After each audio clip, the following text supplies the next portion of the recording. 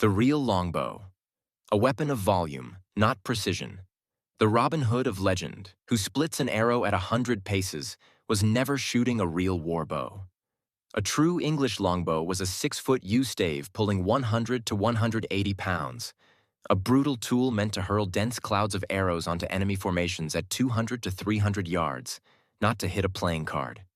That's why the historical Robin, if he existed, was almost certainly a yeoman, a free landowner with both the legal obligation and the spare time to train constantly.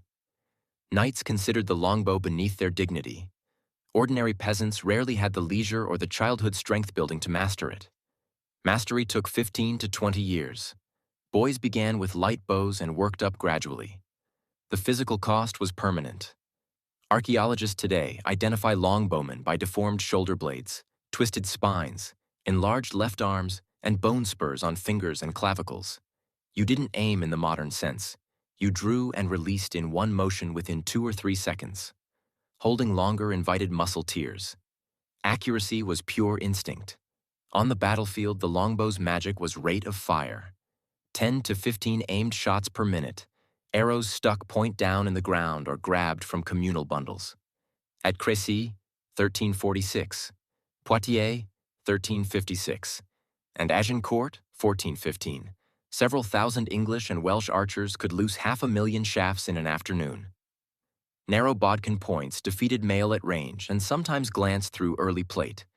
The crossbow, by contrast, was the sniper rifle of its day, point and shoot accurate to 100 yards and enormously powerful, but painfully slow, 20 to 60 seconds per shot. Any peasant could learn it in weeks, which is why knights loathed it and why more surviving medieval breastplates carry bolt holes than arrow punctures. Crécy on 26 August 1346 showed the longbow at its best. Rain soaked the field. French-employed Genoese crossbowmen saw their strings stretch and lose power. Replacing a crossbow string took 2 men and minutes, and their huge pavise shields were still on the wagons. English archers simply reached under their helmets, pulled out spare strings kept warm and dry against their scalps, restrung in seconds, and opened fire. The Genoese managed one feeble volley that fell short. The reply was a storm.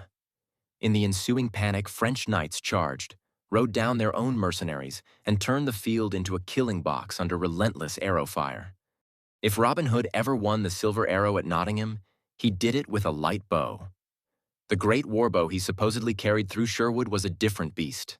Crude, exhausting, and, when thousands fired together, one of the most lethal weapons the Middle Ages ever saw.